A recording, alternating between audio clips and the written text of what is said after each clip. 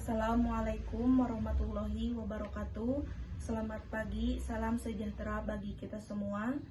Yang terhormat Bapak Dr. Haji Deden Komar Priyatna, SP, SIP, MM, CHRA, selaku Dekan Fakultas Ekonomi dan Bisnis Universitas Winaya Mukti. Yang terhormat Ibu Maria Luciana Yulianti, SEMM, selaku Ketua Program Studi Akuntansi. Yang terhormat Bapak Oyon Suharyono, DRS AKCA MMMH ACPA CRBC CFRA CTA CPI CPA selaku dosen pembimbing. Terima kasih atas kesempatan dan waktunya. Izinkan saya untuk mempresentasikan hasil laporan akhir magang yang berjudul Penerapan Prosedur Audit atas Aset Tetap pada Kantor Akuntan Publik Sabar dan Rekan. Sebelumnya, izinkan saya memperkenalkan diri. Nama Mela Nurmalinda, Program Studi Akuntansi dengan NPM 4122420117. Baik, untuk selanjutnya yaitu pokok pembahasan. Di sini saya mengambil ada 6 pokok pembahasan. Yang pertama ada pendahuluan, kajian pustaka, profil dan aktivitas magang, pembahasan, kesimpulan dan saran, dan yang terakhir refleksi diri. Baik, pokok pembahasan yang pertama yaitu pendahuluan. Seiring dengan perkembangan zaman dan teknologi, dunia bisnis pun semakin berkembang dengan pesat. Persaingan perusahaan semakin besar, terutama dalam persaingan usaha kantor akuntan publik. Kantor akuntan publik merupakan suatu entitas yang menyediakan jasa-jasa yang berkaitan dengan pemeriksaan laporan keuangan. Dalam pemeriksaan laporan keuangan, terdapat prosedur-prosedur tertentu.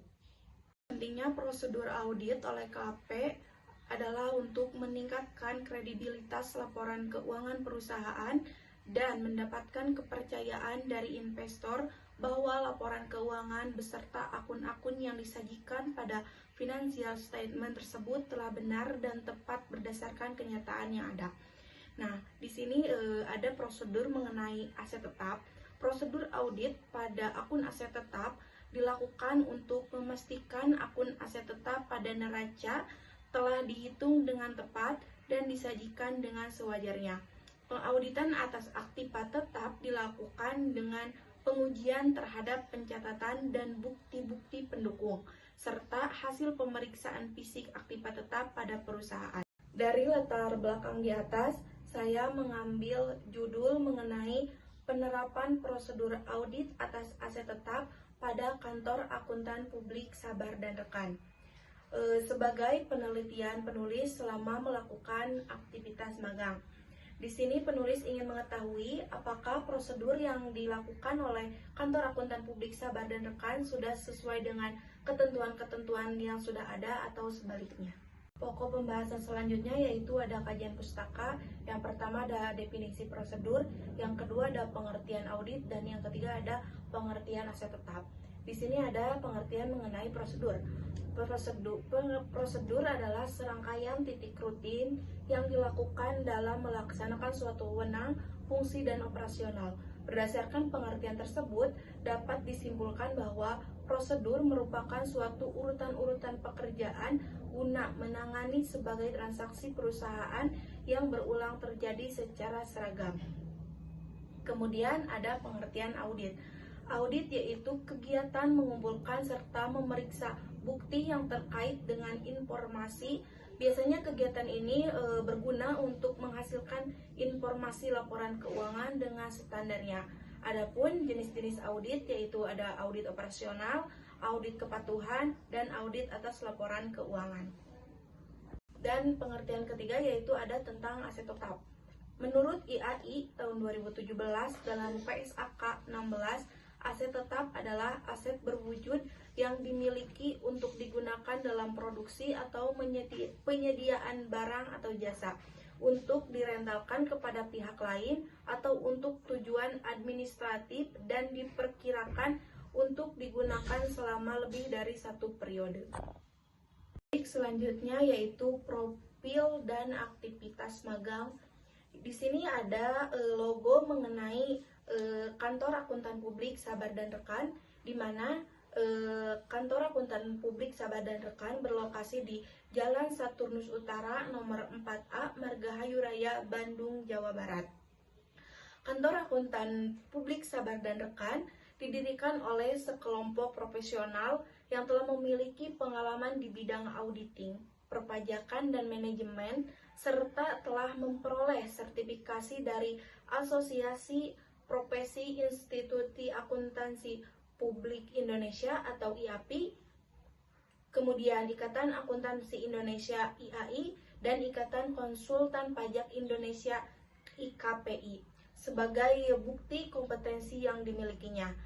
Nah, kantor akuntan publik Sabar dan Rekan ini didirikan berdasarkan Akta Notaris Dewi Sri Yuniarti SHMKN nomor 23 tanggal 26 September 2012 dan telah mendapatkan izin usaha dari Menteri Keuangan.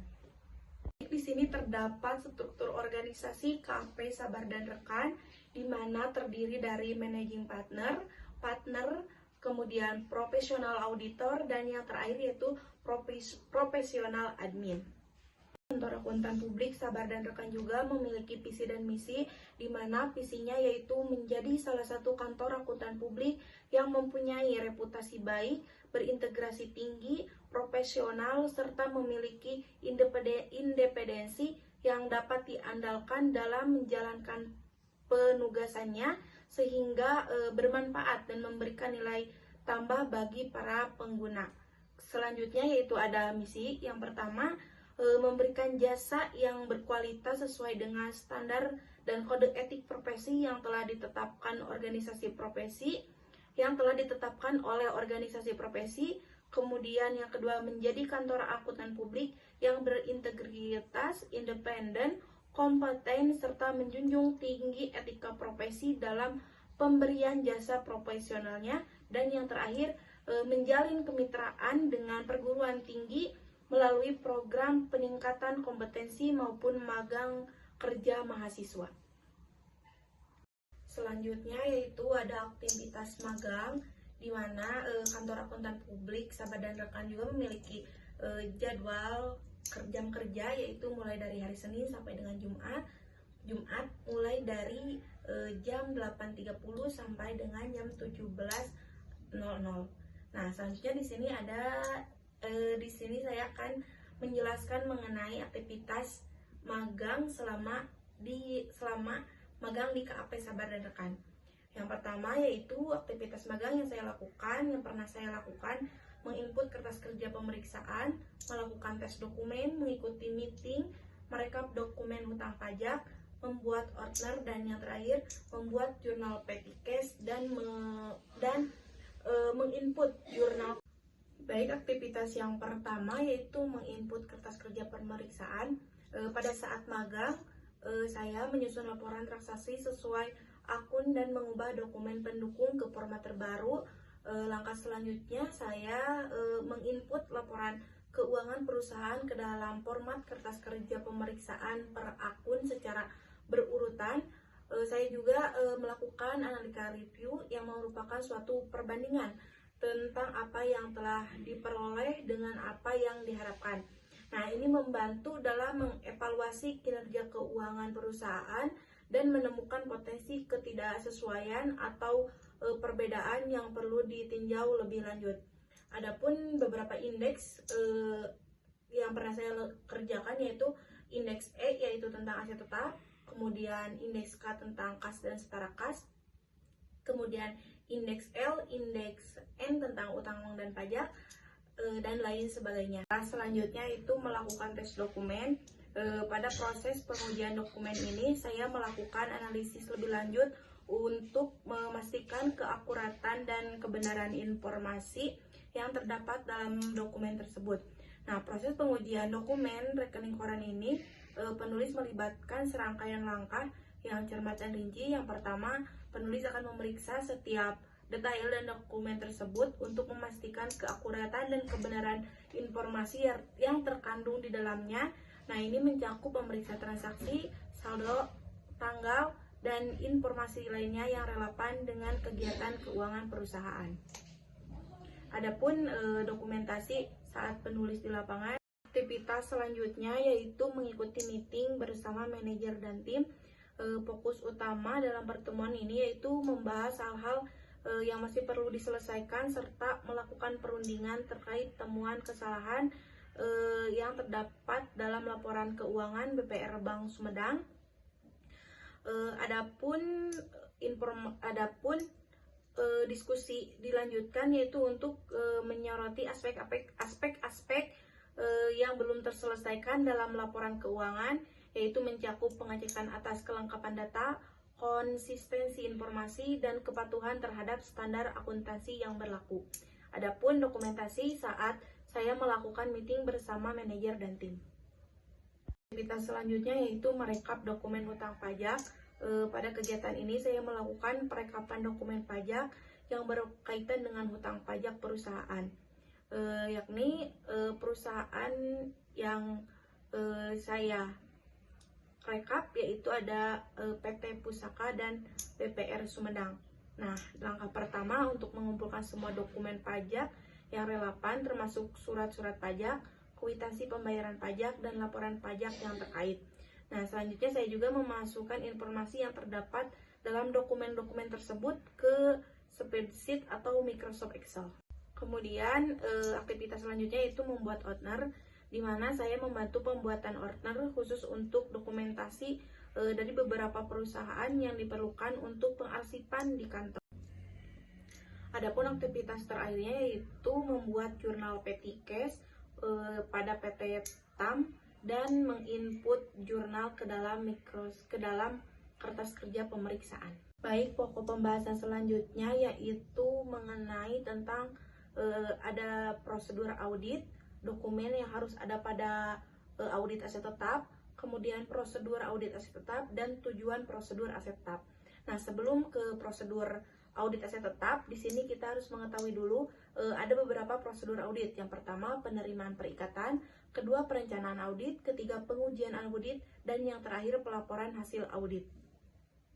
Adapun inti dari pembahasan ini yaitu mengenai prosedur audit aset tetap pada kantor akuntan publik Sabar dan Rekan, di mana prosedur yang pertama yaitu auditor meminta data aset tetap perusahaan klien beserta mutasi penambahan dan pengurangannya, dan meminta penjelasan apakah ada aset tetap yang dijaminkan atau tidak digunakan, dan kemudian akan dilakukan pemeriksaan perhitungan aritmetika dengan tepat serta teliti untuk memeriksa apakah ada kesalahan data yang material dalam penyajian data aktiva tetap. Prosedur selanjutnya yaitu cek fisik aset tetap. Nah, di mana pada prosedur ini auditor melakukan pengecekan fisik aktiva tetap, melihat secara langsung aset yang dimiliki perusahaan. Tujuan dari kegiatan ini untuk mengetahui bahwa bentuk dan kondisi aset tersebut masih dalam keadaan baik dan dapat digunakan secara normal untuk memberikan manfaat bagi perusahaan. Prosedur selanjutnya yaitu sampling, di mana kantor akuntan publik Sabar dan Rekan itu melakukan sampling. Sampling itu merupakan penerapan prosedur audit juga terhadap kurang dari 100% unsur dalam suatu saldo akun atau kelompok transaksi, dengan tujuan untuk menilai beberapa karakteristik saldo akun atau kelompok transaksi tersebut. Sampling audit ini terhadap akun aktiva tetap dilakukan secara fleksibel. Prosedur selanjutnya yaitu dokumentasi, di mana di sini para auditor harus mendokumentasikan gambar atau foto dari aktiva tetap yang telah dicek secara fisik serta mengumpulkan dokumen-dokumen pendukung sebagai bukti bahwa aktiva tersebut benar-benar ada dan dapat digunakan untuk operasional perusahaan klien. Prosedur selanjutnya yaitu meminta kertas kerja pemeriksaan atau KKP tahun lalu kepada supervisor. Nah, setelah menerima kertas kerja pemeriksaan ini, kemudian auditor melakukan penelusuran atau saldo akhir yang terdapat di KKP tahun lalu. Saldo akhir ini yang ada di KKP yang telah diaudit tahun lalu, yaitu dasar untuk saldo awal pada buku besar audit aset tetap pada tahun berjalan yang akan diaudit saat ini. Nah, kemudian auditor menelusuri dan mengecek saldo working real balance atau WTB yang telah dibuat oleh perusahaan klien. Selanjutnya, prosedur terakhir yaitu membuat kertas kerja pemeriksaan atau KKP terhadap aset tetap perusahaan klien. Nah, di sini KKP yang dikerjakan atau dibuat oleh auditor berdasarkan penelusuran dan pengecekan saldo-saldo yang berkaitan dengan aset tetap aset tetap yang akan menghasilkan dokumen kertas kerja pemeriksaan, dan dokumen tersebut akan diberikan kepada auditor senior. Selanjutnya, auditor senior menentukan keputusan dari penambahan aset tetap dan pengurangan aset tetap yang dilakukan oleh perusahaan klien. Prosedur selanjutnya yaitu memeriksa otorisasi atas perubahan aset tetap. Nah, penambahan aset tetap yang dilakukan oleh perusahaan klien itu harus sesuai dengan persetujuan manajemen perusahaan. Penambahan aset tetap ini tanpa otoritas manajemen perusahaan dianggap sebagai penyalahgunaan terhadap aset tetap. Kemudian prosedur selanjutnya itu membuat berita acara pemeriksaan atas aset tetap. Kegiatan membuat BAP ini mengharuskan auditor mendatangi kantor atau tempat perusahaan menggunakan aset tetap tersebut. Kemudian berita acara pemeriksaan ini dilakukan harus sesuai dengan aset tetap yang digunakan dalam kegiatan operasi perusahaan. Selanjutnya, prosedur selanjutnya itu melakukan inspeksi terhadap aset tetap perusahaan klien. Nah, dokumen aset tetap yang telah diberikan selanjutnya disesuaikan dengan hasil dokumen berita acara, disesuaikan dengan BAP aset tetap. Kemudian auditor akan memeriksa bukti kepemilikan aset tetap yang masih digunakan dalam kegiatan operasional perusahaan klien. Prosedur selanjutnya yaitu menghitung kembali nilai buku dan laba rugi atas pengurangan atau penambahan aset tetap. Nah, salah satu cara pengurangan aset tetap yang berkaitan dengan laba rugi yaitu penjualan aset tetap yang dijual di atas harga nilai buku dan nilai pasar. Hasil penjualan aset tetap ini akan mempengaruhi laporan laba rugi dan dari perusahaan klien. Jadi para auditor itu menghitung kembali mengenai nilai buku dan laba rugi atas pengurangan aset tetap. Selanjutnya itu menganalisis beban depresiasi, akumulasi depresiasi, serta reparasi dan pemeliharaan aset tetap.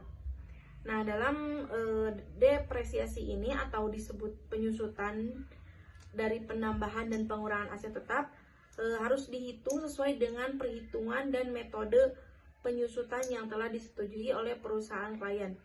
Nah, perhitungan depresiasi aset tetap yang telah ditambah atau dikurangi harus dipastikan bahwa tidak ada kesalahan perhitungan yang material. Adapun perhitungan penyusutan aset tetap yang dilakukan oleh KP Sabar yang rekan sering menggunakan metode garis lurus.